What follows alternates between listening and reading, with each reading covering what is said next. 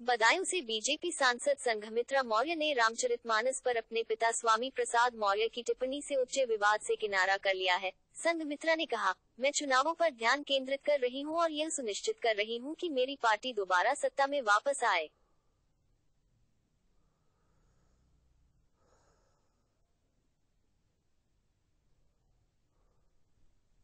यह चुनाव के अलावा अन्य मुद्दों पर बोलने का समय नहीं है। गौरतलब है कि एक दिन पहले उत्तर प्रदेश बीजेपी प्रमुख भूपेंद्र चौधरी ने संघमित्रा से अपना स्टैंड स्पष्ट करने को कहा था, क्योंकि वह बीजेपी की सांसद हैं और उन्हें पार्टी की विचारधारा का पालन करना आवश्यक है।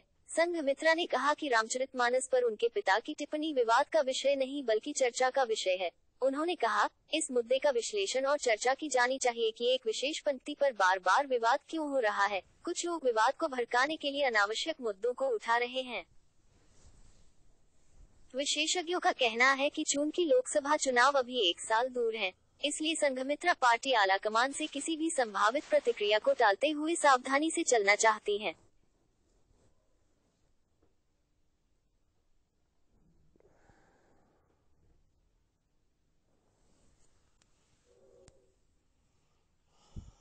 समझा जाता है कि बीजेपी नेतृत्व भी ओबीसी समुदाय को नाराज नहीं करने के लिए अपने विकल्पों पर विचार कर रहा है।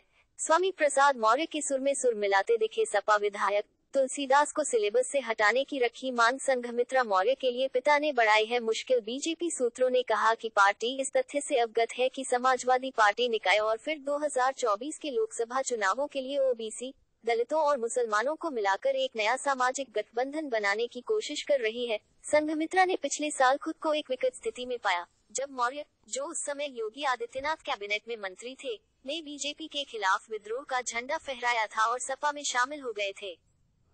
उन्होंने तब कहा था कि उनके पिता ने अपने समुदाय के हितों के लिए बीजेपी छोड़ दी।